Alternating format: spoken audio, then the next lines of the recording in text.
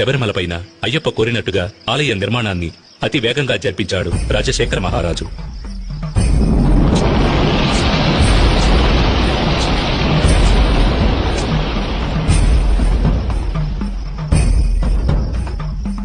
ఆ ఆలయంలో జీవిత తత్వాలను వివరించే విధంగా 18 మెట్లను కూడా ఏర్పరిచాడు.